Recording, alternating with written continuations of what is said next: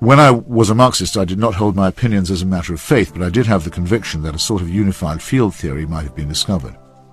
The concept of historical and dialectical materialism was not an absolute, and it did not have any supernatural element, but it did have its messianic element in the idea that an ultimate moment might arrive. And it most certainly had its martyrs and saints and doctrinaires, and, after a while, its mutually excommunicating rival papacies. It also had its schisms and inquisitions and heresy hunts. I was a member of a dissident sect that admired Rosa Luxemburg and Leon Trotsky, and I can say definitely that we also had our prophets. Rosa Luxemburg seemed almost like a combination of Cassandra and Jeremiah when she thundered about the consequences of the First World War.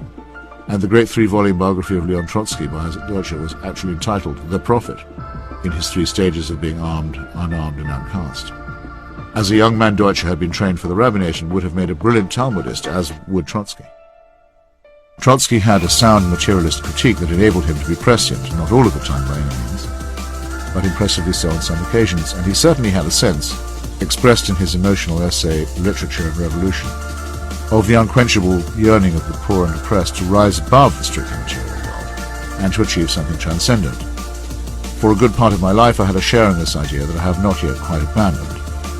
But there came a time when I could not protect myself, and indeed did not wish to protect myself from the onslaught of reality.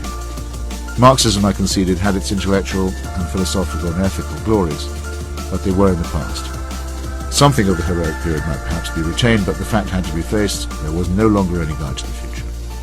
In addition, the very concept of a total solution had led to the most appalling human sacrifices, and to the invention of excuses for them. Those of us who had sought a rational alternative to religion had reached a terminus that was comparably dogmatic. What else was to be expected of something that was produced by the close cousins of chimpanzees? Infallibility? Thus, dear reader, if you've come this far and found your own faith undermined, as I hope, I am willing to say that to some extent I know what you're going through. There are days when I miss my old convictions as if they were an amputated limb. But in general I feel better, and no less radical, and you will feel better too, I guarantee, once you leave hold of the doctrinaire and allow your chainless mind to do its own thinking.